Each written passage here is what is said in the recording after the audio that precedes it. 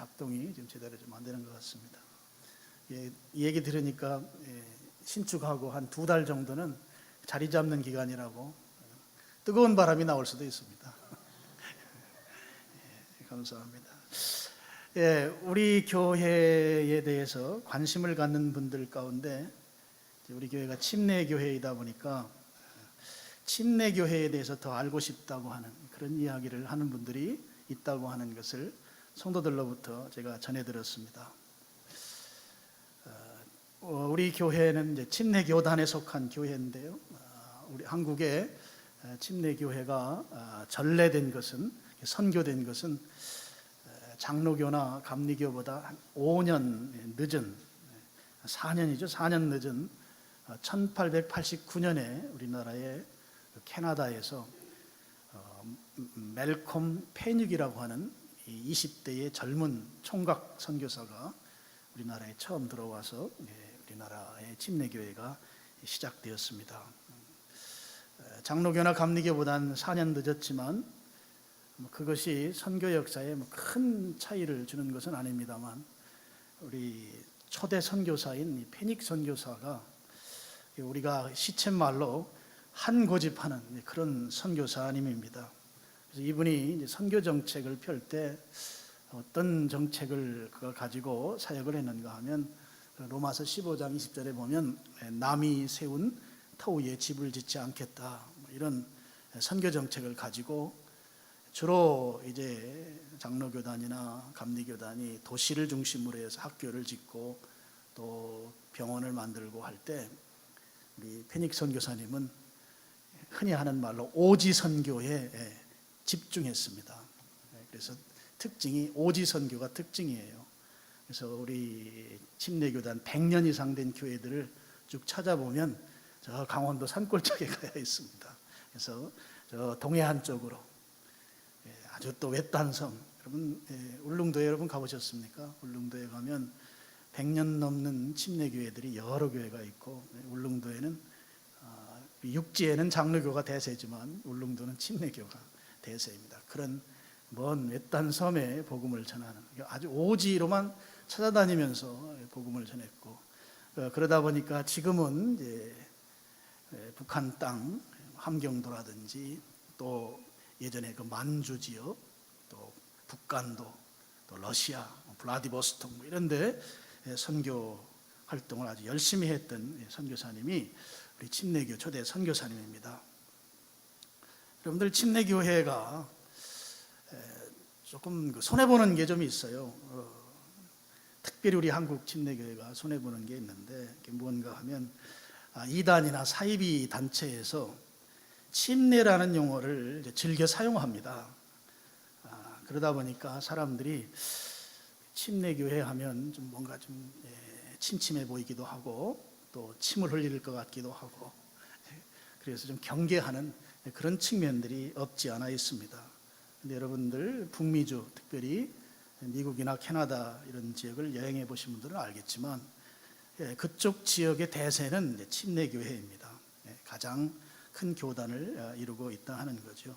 유독 우리나라에서는 침례교회가 좀 손해를 보고 있다. 그래서 제가 예전에 말씀드린 게 생각이 나는데요. 짝퉁은 명품에게만 있다. 무슨 의미인지 아시죠? 우리가 명품 교회이니까 침례자 붙이는 짝퉁들이 많다. 이렇게 그러려니 하고 우리가 웃어 넘길 수 있으면 좋겠다 하는 생각을 저는 가져봅니다. 성도님들과 이야기를 나누면서 침례교회가 가진 특징들을 그분들이 이야기하는 경우들이 있어요. 들어보면 이제 가장 많이 언급하는 것은 침례 주는 겁니다. 장로교는 세례를 주는데 침례교는 물속에 잠기는 수침 침례죠. 물속에 잠기는 예식을 행한다 하는 이야기를 가장 많이 하고, 또 이제 침례교회에 대해 조금 아는 분들은 성경 공부를 많이 하는 교단이다. 또 구원의 확신을 확실하게 점검하는 그런 교단이다. 그런 이야기도 합니다. 또 이제 어떤 분들은 유아 세례를 주지 않는다. 또 침례교단은 장로가 없다. 장로 제도를 갖지 않고 있다. 뭐 이런 이야기들을 이제 합니다. 물론 이제 최근에는 우리 교단 총회에서 당회를 구성하지 않는 일종의 호칭 장로라고 해서 이제 안수 집사를 이제 장로로 호칭하는 이제 그런 제도를 이제 우리 교단이 채택하고 있어서 좀 규모가 큰 교회들은 장로 제도를 장로로 호칭하는 장로님들을 두고 있습니다. 이렇게 여러분들이 우리 침례교회를 이야기하면서 뭐 이러저런 특징들을 설명합니다. 그렇지만 그런 말씀들이 틀린 말씀은 아니고요. 근데 그것이 그럼 침례교회의 진정한 특성이냐? 그렇게 볼 수도 없다 하는 말씀을 오늘 좀 드리고 싶습니다. 제가 앞으로 기회가 되는 대로 도대체 우리가 신앙하는 이 교단적인 특성, 침례교회가 갖는 특성을 이렇게 예배 시간에 함께 나누고, 우리 홈페이지에 건축 현황이라고 된 그 섹션을 내리고 그곳에 침례교회에 대해서 좀 설명하는 그런 부분으로 좀 활용하려고 합니다. 그래서 오늘처럼 이렇게 특성에 대해서 말씀을 나누고 이 부분들을 잘 편집해서 그 섹션에 쭉 올려놓으려고 합니다. 그래서 여러분들이 침례교회에 대한 이해를 좀 넓혀갈 수 있도록 이렇게 도울 계획을 가지고 있습니다. 오늘 이제 첫 번째 침례교회의 특성에 대해서 나누면서 그럼 침례교회가 갖는 가장 큰 특성, 가장 중요한 특성은 무엇인가? 한마디로 유별난 성경 사랑입니다. 물론 침례교회이기 때문에 교단적인 시각으로 우리가 바라볼 것이 아니고 성도는 성경 사랑해야죠. 그리고 성경을 사랑하지 않는 교회나 교단이 어디 있겠습니까만 우리 침례교회가 갖는 가장 중요하고도 큰 특징은 성경을 사랑하는데 유별나다 하는 것입니다. 그래서 우리 침례교회를 언급할 때 가장 우선되는 특징으로 침례교회 성도들은, 또 침례교회는 성경을 신앙생활의 유일무이한 신앙생활의 권위로 성경을 기준으로 한다, 이렇게 특징 지을 수 있습니다. 그래서 신앙, 하나님을 믿는 신앙적 태도, 또 신앙을 가진 사람들의 행습, 이런 데서 성경이 뭐라고 말하느냐 하는 그 기준에 따라서 우리가 신앙생활을 하고 또 교회 생활을 하고 또 사회생활을 한다 하는 거죠. 성경이 뭐라고 말하느냐, 성경이 말하는 그 기준에 따라서 우리가 생활한다 하는 것입니다. 그래서 우리는 성경을 유일한 권위로 삼고 있습니다. 그래서 오직 성경 중심, 이런 표현을 쓸 수가 있습니다. 그러다 보면 이제 성경적이지 않은 어떤 문화, 성경적이지 않은 어떤 전통, 교회 전통들 있겠죠. 그런 전통들하고 침례교회 신앙을 가진 사람들이 적지 않게 충돌을 일으키게 돼요. 교회 역사를 보면 여러분 이제 16세기가 우리 교회가 개혁되는 아주 중요한 전기를 맞이하는 세기인데요. 그때 이 성경을 중심으로 한 침례교적 신앙을 가진 성경 중심의 신앙인들과 교회 전통을 중시하는 사람들과 많은 충돌이 있었어요. 그러면서 많은 사람들이 순교의 제물이 됐습니다. 순교자가 상당히 많은 숫자의 순교자들이 나왔습니다. 이제 교회 역사가 2000년 정도 됐는데요. 교회 예수님 이제 승천하시고 또 사도들의 시대가 있고, 그 다음에 사도들을 이은 사도들의 제자들의 시대가 있고, 이렇게 하면서 교회가 쭉 오늘날까지 이어옵니다만, 이제 4세기, 5세기 이경에 교회의 큰 흐름이 하나가 있었는데요. 그 흐름이 뭔가 하면 침례를 받아야만 구원받는다고 하는 그런 가르침이 교회 안에 있었습니다. 바꿔 말씀드리면 침례는 구원받는데 반드시 필요한 조건이다 하는 거죠. 침례 받지 않으면 구원 못 받는다. 그런 가르침이 교회 안에 있었다 하는 거죠.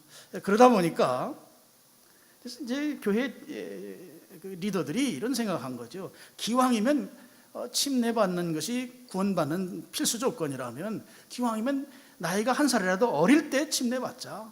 나이가 한 살이라도 어릴 때 세례 받자. 혹시 무슨 일이 어떻게 일어날지 아는가, 이런 생각은 당연한 생각이겠죠. 그래서 나이가 한 살이라도 어릴 때 구원의 조건인 침례를 충족시키자 하면서 생겨난 것이 유아 침례 또는 유아 세례입니다. 그런 의식이 대세를 이루면서 416년, 그러니까 5세기입니다. 지금부터 1500년 전에 교회가 유아 세례를 의무화했습니다. 유아 세례 반드시 해야 된다. 부모가 신앙생활하면 자식들 태어나서 얼마 지나지 않아서 유아 침례, 유아 세례 줘야 된다 하는 것을 의무화했다 하는 것이죠. 성경을 유별나게 사랑하는 사람들이 볼 때는 성경을 보면 그 아이들에게 침례나 세례를 주는 것이 성경에 나오질 않는 거예요. 그러니까 그런 교회의 그 결정일지라도 그를 받아들일 수가 없었던 것입니다. 침례라고 하는 걸 성경을 연구하고 살펴보니까 내가 예수님 믿는다고 고백한 사람들에게 침례를 준단 말이죠. 그랬을 때 아이들은 그런 고백할 갓난아기들 같은 경우를 말하는 거죠. 그런 고백하지 않은 부모가 신앙한다는 이유로 아이들에게 구원의 조건으로 침례를 주는데 이건 성경적이지 않습니다 하는 그런 이제 반론을 제기하게 됐고, 그러다 보니까 여기에서 많은 박해를 받게 됩니다. 주류 세력은 지금 교회 안에 유아들에게 침례 주자, 유아들에게 세례 주자 하는 이 주류 세력의 의견에 성경을 보니 그거 없습니다 했던 사람들이 이제 서로 충돌하게 되니까 박해가 심했고, 이제 순교자도 나오게 됐고 이제 그랬다 하는 것이죠. 제가 그런 인물 가운데 한 분을 소개하고 싶습니다. 나이가 29살에 하버드 대학교의 총장이 된 인물이에요. 하버드 대학교가 380년 정도 지금 역사를 갖는 학교인데요, 그 중에 지금까지 역사상 가장 나이 어린 총장으로 기록되고 있는 사람입니다. 하버드 대학교 초대 총장이에요. 물론 요즘처럼 선거 투표해서 선출한 거 아니고 이사장이 임명한 게 아니고, 당시는 380년 전이니까 영국에서 신앙의 자유를 찾아서 넘어온 사람들이 한 공동체를 이루고 있을 때 영국에서 그 유명한 캠브리지 대학을 공부한 이 이름이 헨리 던스터 또는 둔스터 이렇게 말하는 헨리 던스터라고 하는 분이 사람들이 추대한 거예요. 당신이 우리 학교의 총장이 됐으면 좋겠습니다. 인격적으로도 훌륭하고 학문적으로도 훌륭하고 신앙적으로도 출중한 헨리 던스터라고 하는 사람이 초대 총장이 됐습니다. 여러분, 하버드 대학교가 지금 세계에서 최고의 명문이라고 하는데 부정할 분이 한 분도 안 계시죠. 근데 이 학교가 처음 세워진 것은 바로 하버드라고 하는 목사님이 이 학교를 세웠는데, 처음에 세운 목적은 신학교로 세웠어요.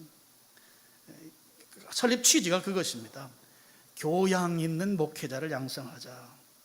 그런 설립 취지를 가지고 이 학교가 세워졌을 때, 그럼 학교 총장으로 누구를 세울 건가 하면서 이 젊은 나이에 이 던스터를 총장으로 추대해서 하버드 대학교에서 14년간 총장 생활을 합니다. 지금 학교가 없는 상태에서 학교를 세우다 보니까 이분이 한 일이 아주 큰 일을 많이 한 거죠. 학교에 기틀을 세우고 학교에서 무엇을 배우고 무엇을 가르쳐야 될지 그 과목들을 만들고 이런 일들을 하면서 14년간 학교의 그 기틀을 세우고 튼튼한 그런 이제 학교를 만든 것이죠. 좋은 목회자들을 양성할 목적으로 이 학교가 이제 세워진 것입니다. 근데 이 던스터는 당시에 영국에서 신앙의 자유를 찾아서 미국 땅을 밟은 사람들은 주로 이 사람들을 청교도, 퓨리탄이라고 부르는데요. 이분들은 유아에게 침례를 주는 교회의 전통을 그대로 따르는 사람들이었습니다. 이 던스터라고 하는 분도 그런 신앙 가운데 있었지만 미국에 넘어오면서 성경을 사랑하고 성경을 유일한 권위로 삼는 그야말로 이제 침례교 신앙을 갖게 된 그런 이제 목회자가 된 것이죠. 그래서 자기가 성경을 연구해 보니까 침례 누가 받나? 성경에는 예수님을 구주로 고백한 사람들이 침례 받는다. 그러니까 신자의 침례. 내가 믿는다고 고백한 자들에게 주어지는 것이 이제 침례다. 그러니까 침례는 신자에게 있어서 필수 조건입니다. 그런데 이 던스터가 당시 그 이제 미국의 동부 지역을 뉴 잉글랜드라고 하는데요. 그 지역에서 보편적으로 신앙하는 사람들이 행하던 이 유아 세례, 유아 침례가 문제가 있다고 하는 의식을 갖게 되고, 또 성경은 그런 걸 안 가르치니까 이분이 이제 고민이 아닐 수 없는 상황이 된 것이죠. 그럴 때 이제 총장직 사직하기 2년 전인 1653년에 이 던스터에게 5번째 자녀가 태어납니다. 아이가 태어났기 때문에 당시 그 문화는 종교적, 기독교적인 그런 사회 체제였기 때문에 당연히 이제 유아 세례를 줘야 되는데, 본인이 성경에 그런 게 안 나와 있단 말이죠. 그래서 이분이 그걸 거부해요. 그래서 자식에게 아무런 믿음의 동의도 없는 침례를 줄 수 없다고 하는 이런 본인의 신앙에 따라서 우리 5째에게는 침례 유아 세례 줄 수 없습니다 하고, 당시 교회 풍토에서 엄청난 그런 일을 그가 행하게 됩니다. 그런데 그 지역사회 모든 사람들은 다 이제 퓨리타니즘을 갖고 있는, 그러니까 유아 세례를 동의하는 사람들이 지금 이루고 있는 사회 체제단 말이죠. 근데 지금 인격적으로 촉망받고 인정받고 지지받는 분이 이걸 거부해 놨으니 이게 아주 그 사회가 지금 난리가 난 것입니다. 그래서 그 퓨리탄 지도자들이 던스터에게 와서 설득하고 권고하는 겁니다. 교회가 전통적으로 행해오던 것인데 그거 거부하면 됩니까? 지금 그 거부하는 것 때문에 지금 혼란스럽습니다. 유아 세례를 한다고 해서 뭐 지옥을 갑니까? 뭐 문제가 생깁니까? 그냥 하시고 잘 넘어가시죠. 이런 설득과 권고가 있었습니다. 그런데 이 던스턴은 그걸 거부합니다. 성경에 없는 거 내가 동의하고 할 수 없습니다. 그러니까 유별난 성경 사랑이죠. 근데 이 사회가 그걸 가만히 둘 리가 만무하죠. 교회가 전통적으로 해오던 일을 더군다나 하버드 대학교 총장이라는 양반이 그걸 거부하니 이게 사회적으로 이게 큰 문제거리가 된 것이죠. 그래서 법원에 이제 법정에 올리게 되죠. 그래서 이 던스터가 이제 재판을 받게 됩니다. 우리나라는 판사들이 판결을 내리면 끝나지만 미국은 이제 배심원 제도가 있어요. 배심원들은 그 사회 자체가 신앙의 자유를 찾아온 이 청교도들이 중심이 된 사회였기 때문에 배심원이 100% 청교도들입니다. 그러니까 유아 세례를 지지하는 사람들이 배심원이 된 것이죠. 그래서 배심원들의 그 편결에 의해서 이제 던스턴은 더 이상 학교에서 봉직하고 학생들 가르치고 어떤 공공의 집회에서 연사로 설교자로 나서면 안 된다고 하는 판결을 내리게 됩니다. 이 던스턴은 졸지에 그동안 막 존경받고 그 사람들로부터 인정받던 인물이었는데 이 자기의 5째 자녀에게 유아 세례를 주지 않음으로 인해서 졸지에 그 사회에서 깊이 인물이 되어버렸습니다. 사람들이 배척하는 그런 상황이 된 것이죠. 이제 하버드 대학교에 더 이상 총장 직무하지 말라고 하는 재판 판결이 나왔기 때문에 더 이상 이제 그 자리에 있을 수 없게 되죠. 그래서 1654년에 총장직에서 물러나게 됩니다. 당시 이제 보통 이 종교라고 하는 것이 그냥 법원의 판결로 끝나는 것이 아니라 이제 이 던스터의 신앙적 영향력을 차단할 그런 부분까지 그들이 이제 제재를 가하게 되죠. 그래서 사임으로 끝나는 게 아니고 그 지역 사회로부터 이제 격리시키는 일까지 하게 됩니다. 떠나라는 거죠. 그래서 이 던스턴은 그 보스턴이죠. 하버드 대학교 있는 지역이 그 매사추세츠주 보스턴 지역을 떠나서 이제 다른 지역에 가서 이제 목회자로 한 5년 정도 삽니다. 근데 그 삶이라고 하는 것이 가난하고 아주 핍박받고 사람들로부터 그 외면당하고 하는 그런 고독한 삶 가운데 외롭게 사는데 5년밖에 못 살아요. 아마 상당한 마음고생이 있었지 않는가 싶어요. 그래서 49세를 일기로 주님 품으로 돌아갔습니다. 근데 이제 이 던스턴은 그 자기가 있었던 그 하버드 대학교에 있는 보스턴 지역에 대한 굉장히 그 사모하는 마음이 있었던 것 같아요. 그래서 죽을 때 유언으로 내 묘지는 그 하버드 대학교에 있는 지역에 묻어줬으면 좋겠다. 이분에 대한 사진은 없습니다. 300년 전이기 때문에 묘지는 지금 있어요. 묘비를 잠깐 스크린 한번 보여드리겠습니다.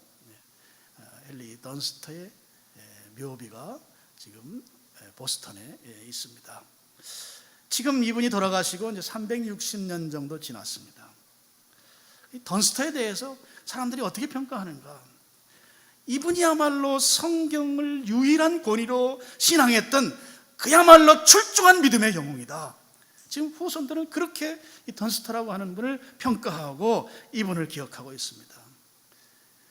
유별나게 성경을 사랑했기 때문에 성경이 나온 그 말씀대로 일생을 살면서 자기가 고통스럽고 어렵고 핍박받더라도 기꺼이 그것을 감수했던 믿음의 영웅 던스터, 침례교회의 신앙의 영웅으로 이분을 기억하고 있다 하는 것이죠.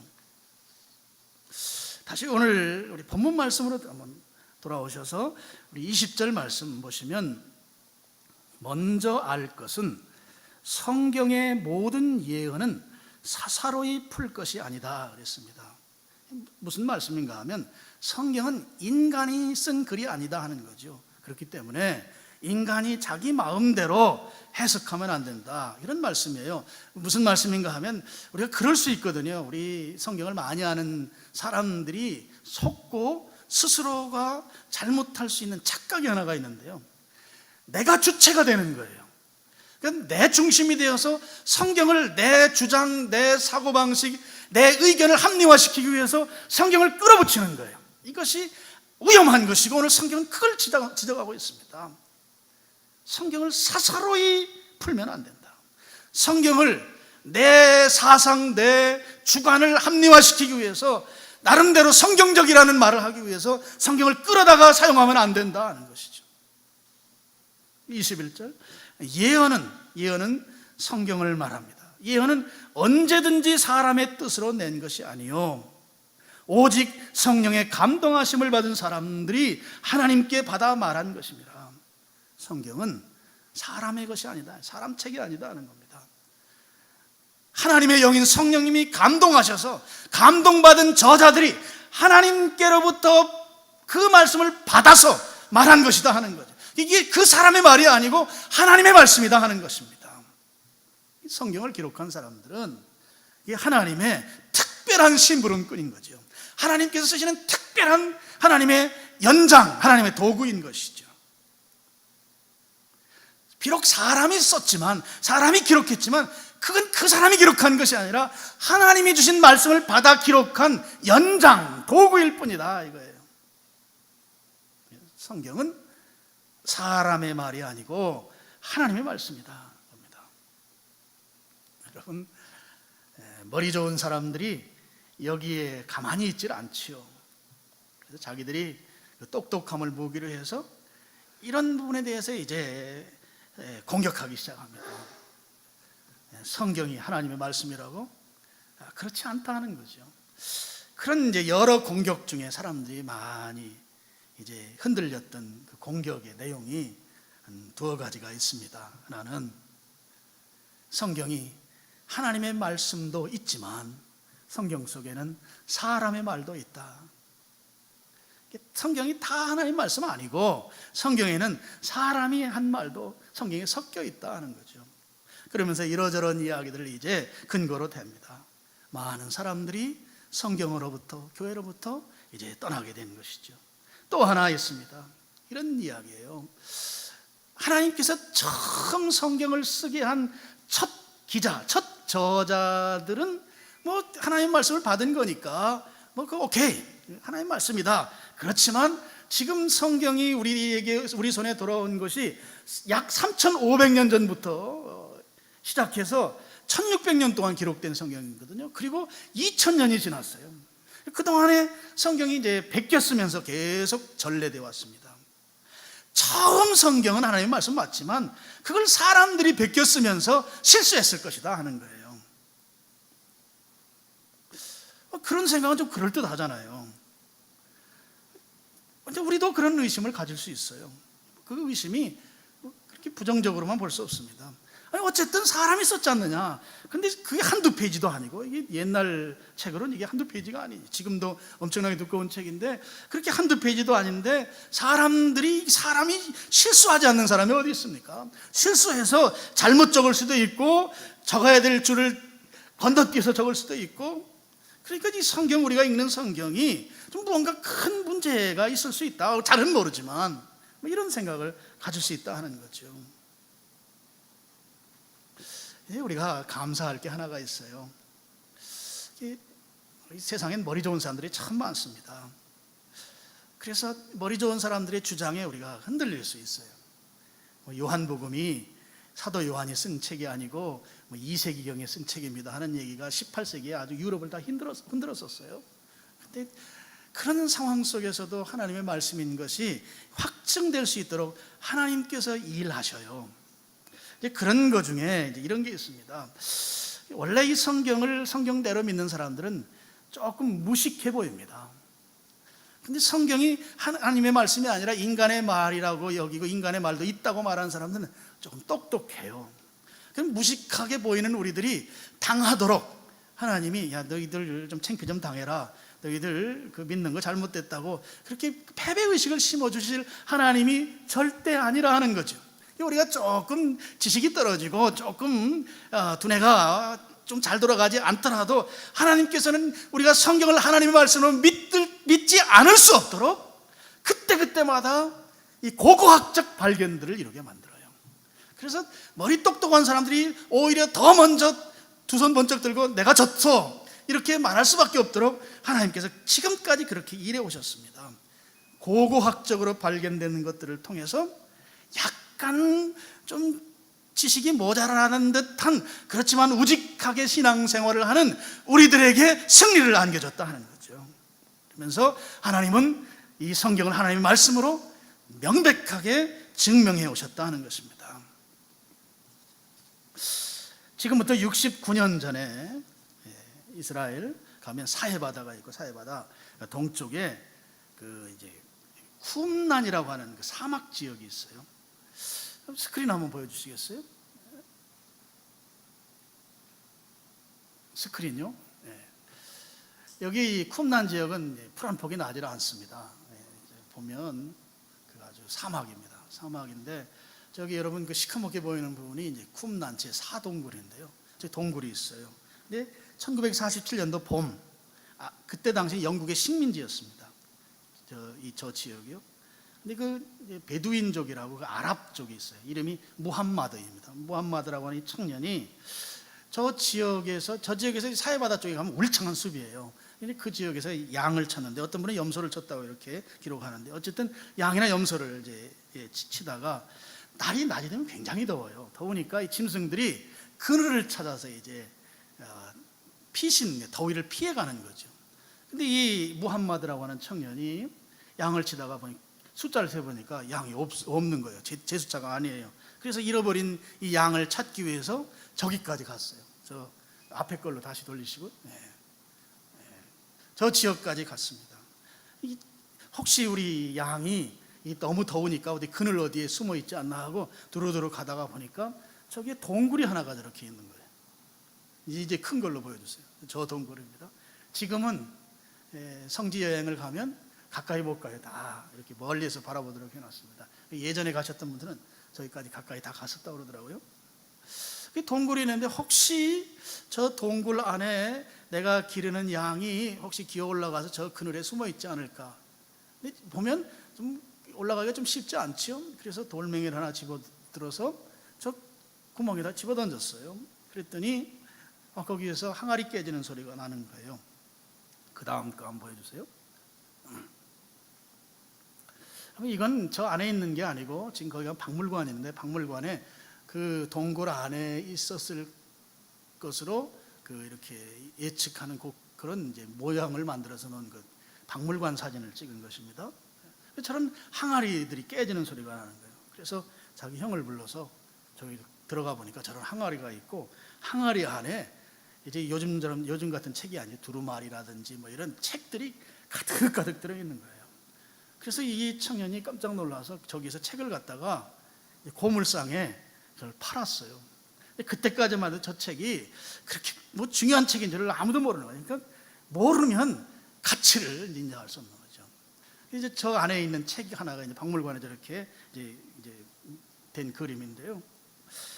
근데 나중에 보니까 아마 세계가 깜짝 놀랄 만한 발견인 거예요. 우연한 발견인데 전 세계의 성경학자들이 다 뒤집어질 놀라운 발견을 한 거예요. 어떤 발견인가 하면 당시까지만 해도 가장 오래 베껴 쓴 성경이 AD 10세기에서 11세기경의 성경이에요. 그러니까 지금으로부터 한 1000년 전에 베껴 쓴 성경, 이렇게 우리처럼 인쇄한 번역본이 아니고 그대로 원래 성경을 베껴 쓴 성경이 한 1000년 전 거를, 그런 성경, 마소라 사본이라고도 하고 또 다른 성경이 레닌그라드 사본이라는 사본이 가장 오래된 사본이었어요. 성경 사본, 베껴 쓴 성경. 그런데 저걸 조사해 보니까 예수님 오시기 전 한 100여 년 전부터 쓴 성경인 거예요. 그러니까 지금까지 우리가 가지고 있던 성경에서 최소한 1000년 전쯤에 쓰여진 성경을 발견한 거예요. 세계가 깜짝 놀란 거죠. 놀라면서 무슨 생각을 가졌겠어요? 그러면 우리가 가지고 있는 이 성경을 기준으로 해서 우리가 이제 1000년 전의 성경을 기준으로 해서 우리가 현재 우리가 성경을 쓰거든요. 그러면 그보다 더 1000년 전 성경하고 지금부터 1000년 전의 성경하고 1000년의 간격이 있는데 도대체 똑같을까? 아니면 뭐가 많이 다를까? 학자들이 당연히 궁금해하는 것이죠. 그걸 비교해 봤습니다. 얼마나 같을까? 다른 부분은 얼마나 많이 있을까? 그리고 저 성경의 특징 하나가 그동안 이제 이사야서가 전체가 발견된 적이 없어요. 그런데 저기서 이사야서 66장까지 다 발견돼서 성경 좀 머리 좋은 사람들이 이사야서는 제1 이사야, 제2 이사야, 제3 이사야 하고 막 찢어놓은 것을 그걸 또 다 통합시키는 일도 저기 성경이 또 했어요. 비교해 보니까 물론 토시라든지 또 문장에서 조금 빠진 부분들은 있었지만 그건 아주 미묘한 차이이고 성경 전체의 내용에 변화를 줄 만한 그런 것은 단 한 권도 없었다 하는 것이죠. 요즘식으로 말하면 성경이 똑같다.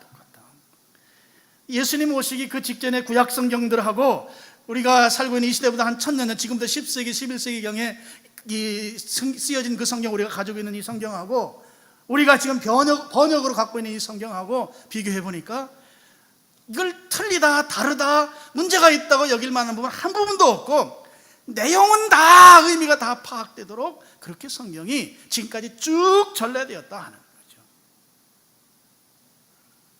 저는 그런 생각합니다. 이게 1947년도에 발견됐고 그 이후에 이 가치가 이제 드러나게 됐는데요.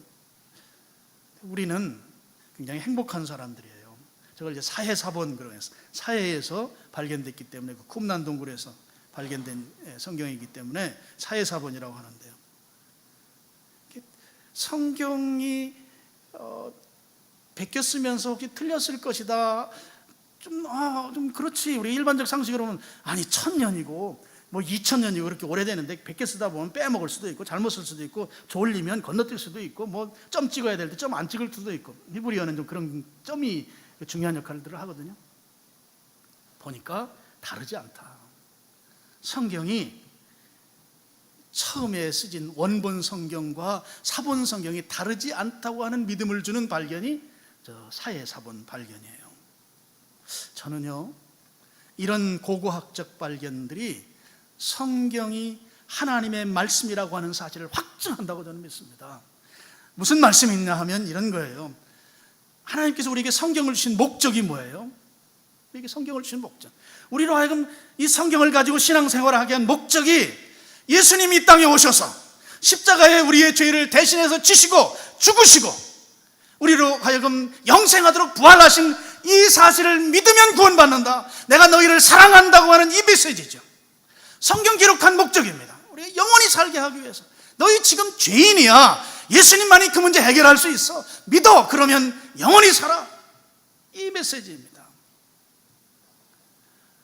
근데 그 메시지를 기록한 성경이 기록된 것보다 적어도 2000년에서 3500년 전에 이 성경이 기록됐는데 오늘 우리들이 그 메시지가 변개되지 않도록 우리에게 원본과 똑같은 성경을 하나님께서 주시지 않을 이유가 없다 하는 거죠.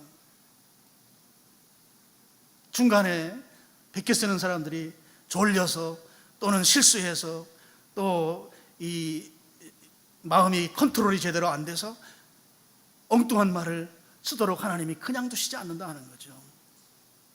여러분, 이거는 1000년이 지나도 2000년이 지나도 만년이 지나도 하나님이 우리에게 성경을 주신 목적이 변개되도록, 성경이 흐트러뜨리도록 사람들이 그렇게 만들지 않는다 하는 거예요. 그래서 이런 고고학적인 발견들은 성경이 하나님의 말씀이다, 우리로 하여금 확실하게 믿도록 한다 하는 것입니다. 그래서요, 이 성경을 필사하는 사람들이 아무리 능력이 좋고 빈틈없는 사람이라 하더라도 하나님께서 우리에게 원래 주시고자 한 성경을 써서 우리가 읽도록 만든 그 목적이 변개되지 않도록 오랜 세월, 앞으로도 더 만년이 지난 때까지 이 세상에 있다고 하면 그때까지도 변개되지 않도록 하시는 그 하나님의 목적이 여기에 있다고 하면 그것은 인간이 가지고 있는 능력 그 이상의 하나님의 역사다 하는 거죠. 여러분, 이해되십니까? 걱정할 필요가 없어요. 하나님이 성경을 주신 목적을 하나님께서 사람들이 실수해서 잘못하게 만들어서 우리를 하여금 그 목적이 헷갈리게 만들 하나님이 아니시기 때문에 2000년이 지난 다음에 예수님 시대에 성경을 발견하게 하셔서, 그래, 너희들 믿는 믿음이 맞아, 그 믿음 가지고 올곧게 가야 해, 그 메시지를 저 쿰난동굴의 단지 안에, 항아리 안에 들어있던 거란 말이에요. 우리 이제 새로 오신 분들도 계신데, 제가 침례교회이기 때문에 어떤 교파적인 이야기를 하려고 하는 것은 아닙니다. 침례교회의 성도들은 역사적으로 볼 때 살아가면서 또 어떤 문제가 발생했을 때, 어떤 사건 앞에서 또 어떤 결정을 해야 할 때, 침례교회 성도들이 맨 먼저 머릿속에 떠올리는 것은 성경은 이런 상황에서 어떻게 말씀하시는가? 성경은 이 상황에서, 이 결정에서 어떤 결정을 하라고 말씀하시는가? 이 질문을 그들이 머릿속에 떠올렸다 하는 것입니다. 그래서 성경이 주는 답을 가지고 그 답을 찾고 그 답을 찾은 답대로 그들이 삶의 그 답대로 옮겨 살았던 사람들이다 하는 거죠. 그래서 이런 표현이 있어요. 침례교회 사람들은 책의 사람들이다. 침례교회의 별명이 책의 사람들, People of the Book이에요. The, 정관사 The Book. 이 The Book은 성경을 말하는 거죠. 성경의 사람들이다. 그래서 침례교인들은 성경의 가르침과 지금 상황이, 또 지금 어떤 환경 결정들이 다를 때는 내가 손해를 보더라도, 내가 박해를 당하더라도, 내가 어려움이 있을지라도 그것을 단호하게 거부했던 사람들이에요. 성경을 산다. 성경을 산다. 이 특징입니다. 성경을 유별나게 사랑한 사람들, 이게 우리 침례교 선배들의 신앙의 삶이었어요. 성경을 삶으로 인해서 성경이 하나님의 말씀인 것을 증명하는 삶을 그들이 살았다 하는 것입니다. 침례교회의 가장 중요하고도 첫 번째 가는 특징은 성경을 신앙과 생활의 최고 권위로 유일하게 성경을 삼는다. 성경이 뭐라고 말하는가? 지금 이 결정을 할 때, 지금 이 선택을 할 때, 지금 이 문제 앞에서 성경은 나에게 뭐라고 말하는가? 이 질문에 답을 찾는 사람들, 찾아진 답대로 순종하며 살아가는 사람들, 그 사람들이 바로 침례교 사람들입니다.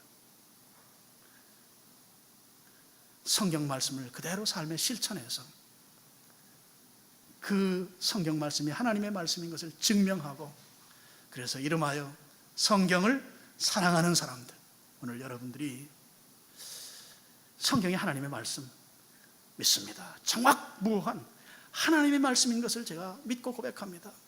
성경이 말씀하는 대로 내가 손해를 보더라도, 내가 박해를 당하더라도, 내가 어려움을 당하더라도 저는 성경대로 살겠습니다. 성경이 가르친 대로 제가 순종하며 살겠습니다. 성경을 사랑하는 우리 침례교 선배들의 신앙을 따라서 성경을 사랑하는 사람들로 승리하는 여러분 되기를 주님 이름으로 축원합니다. 아버지 하나님,